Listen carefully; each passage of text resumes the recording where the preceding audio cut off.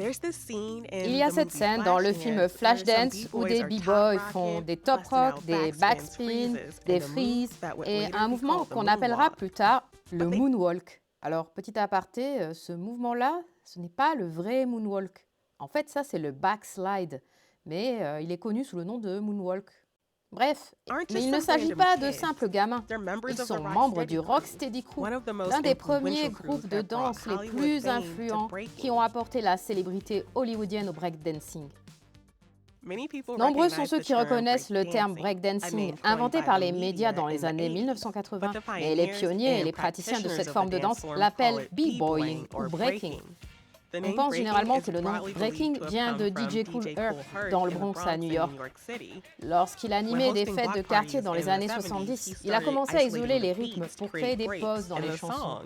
Il s'agit d'un moment de la chanson où l'on fait monter la tension en laissant tomber les instruments et en se contentant des percussions et de la basse.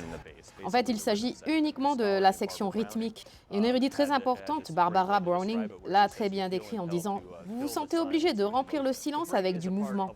Le break fait partie d'un grand nombre de musiques afro-américaines et afro-caribéennes, en particulier la musique latino qui constitue une grande partie des racines de cette danse, la musique portoricaine et cubaine en particulier. Traditionnellement, les b-boys et les b-girls dansaient sur un mélange de funk, soul, jazz, techno, rock et disco. Le son de la musique est très agressif et très percutant. C'est une danse de combat, donc la musique met les gens dans l'ambiance du combat. Il faut être capable de faire vibrer la musique, de jouer avec ses rythmes et de les refléter dans son corps. Le breaking est composé de 4 éléments: top rock, down rock, power moves et freeze.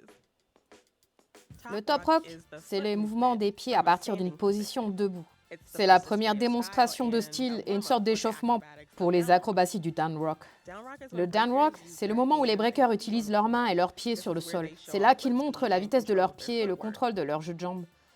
À partir de là, le b-boy peut passer à des mouvements plus puissants comme le windmill et les head spins.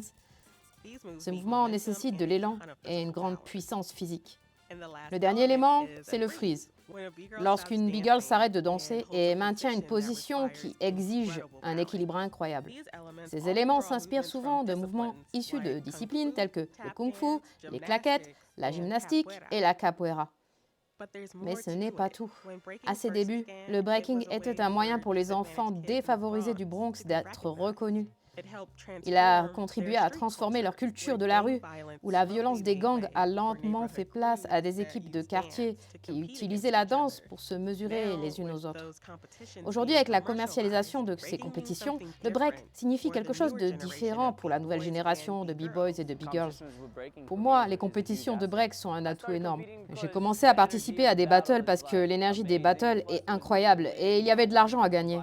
Je voulais subvenir aux besoins de ma mère, de ma famille et les aider. C'est un moyen pour moi de faire mes preuves, de me mettre en avant et de m'améliorer. J'ai l'impression de m'améliorer lors des compétitions. Mais il y a aussi ceux qui pensent que le breaking traditionnel a laissé de côté certaines traditions. Beaucoup de gens n'ont plus ce style original. Les b-boys originaux allaient plus souvent à des fêtes. Ils faisaient plus de party rocking. Ils interagissaient plus personnellement avec la foule, avec les fly girls, c'est-à-dire les b-girls. Les b-boys d'aujourd'hui ne participent qu'à des compétitions. Ils ne dansent pas forcément dans les soirées. Les gens sont attirés par les aspects acrobatiques, par l'aspect flamboyant. Mais en fin de compte, c'est une danse. Et toute la gymnastique, les accros, sont que des arômes, des flavors à ajouter au cœur de la danse, qui est le rythme, le mouvement et l'expression de soi.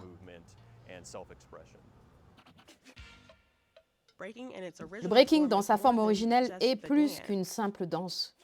C'est un lien avec votre famille, vos amis, vos rivaux de quartier, votre communauté. Dans la culture hip-hop, il est très important d'être connecté à la communauté parce que nous venons de ces communautés. Si nous n'essayons même pas de rendre l'appareil d'une manière ou d'une autre, culturellement, financièrement, économiquement, spirituellement, philosophiquement, j'ai l'impression que nous ne sommes pas à la hauteur. Une grande partie de la danse hip-hop et du hip-hop en général consiste à faire en sorte que les gens vous remarquent.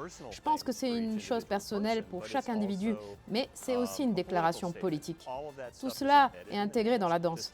Il s'agit de dire que non seulement je suis important en tant qu'individu, mais que la communauté est importante, que les préoccupations de ma communauté sont importantes et que la perspective, le point de vue de ma communauté est important.